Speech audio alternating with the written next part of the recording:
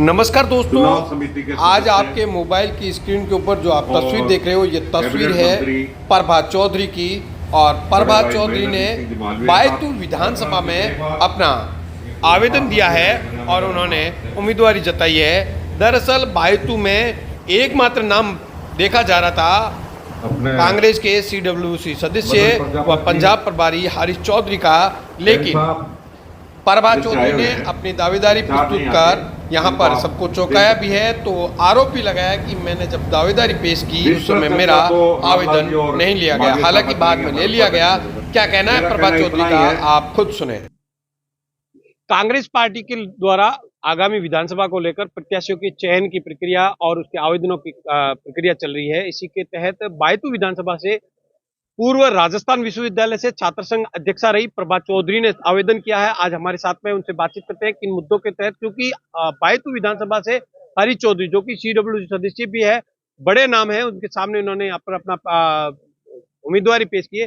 किस मुद्दों के ऊपर वो जाएंगे विधानसभा? मैंने बैतूल विधानसभा क्षेत्र से अपनी दावेदारी पेश की है। अगर आप बात मुद्दों की करेंगे तो सबसे पहले जो मेरा मुद्दा ये रहेगा कि सरकार की तरफ से जितनी भी योजनाएं बनती है, मेरी सबसे पहले कोशिश ये रहेगी कि वो मैं आम लोगों तक पहुंचाने का पूरा पूरा प्रयास करूंगी, क्योंकि जो आम लोग होते हैं, जो गांव में होते हैं, कई मैंने ऐसे लोग देखे हैं जिनको उन योजनाओं के बारे में पता नहीं होता है कि इस तरह की योजनाएं भी हैं। तो मेरा सबसे पहला कार्य यही रहेगा कि सरकार द्वारा दी गई योजनाओं को मैं आम जनता तक पहुंचाऊं। आपको क्यों लगता है कि जो हरीश चौधरी है, और आपने एक कोई पोस्ट भी वायरल करी जिसके अंदर ये लिखा गया कि आपका आवेदन नहीं लिया? वहाँ पर मीटिंग थी, तब मैं अपना आवेदन लेकर वहाँ गई थी, लेकिन वहाँ पर प्रभारी जो थे बैतूल विधानसभा क्षेत्र के और जो ब्लॉक अध्यक्ष थे कांग्रेस के, उन्होंने मेरा आवेदन लेने से मना कर दिया और मैंने उनसे 2-3 बार जब रिक्वेस्ट की, फिर भी उन्होंने आवेदन लिया नहीं। उसके बाद में फिर मैंने PCC भी अपनी शिकायत दर्ज कराई, लेकिन फिर उसके बाद भी मेरे पास कोई रिस्पॉन्स नहीं था। तब मैंने फेसबुक के माध्यम से ये एक शिकायत दर्ज कराई कि इस तरह से जो आपके पार्टी की तरफ से जो मीटिंग्स रखी जाती है, उसमें जो दावेदार आते हैं, उनका दावेदारी ली नहीं जाती है, ये बोल के कि हमने डिसाइड कर लिया है, एक ही नाम हम यहाँ से भेजेंगे। लेकिन देर शाम के बाद में मेरा आवेदन स्वीकार कर लिया गया। अच्छा, प्रभा जी, आपको नहीं लगता आप लंबे समय से निष्क्रिय रहे पूरे क्षेत्र में? कभी भी कांग्रेस की मीटिंगों में आप दिखाई नहीं दिए, कभी भी आप किसी कार्यक्रम में नहीं दिखाई दिए? नहीं, सक्रिय देखिए इसलिए मैं नहीं दिखाई देती हूँ क्योंकि कांग्रेस की तरफ से मेरे पास कोई ज़िम्मेदारी नहीं है। इसलिए हो सकता है आपको लग रहा है कि मैं सक्रिय नहीं है, बाकी मैं लोगों के बीच में जाती हूँ, मैं सबसे मिलती रहती हूँ। बैतूल की जनता आपको क्यों वोट करेगी, इसका कोई मेन रीजन? इसका मेन रीज़न तो ये है कि मैं ऐसा नहीं है कि कोई मैं नया चेहरा एकदम से आ गया है। बैतूल की जनता मुझे अच्छी तरह से जानती है।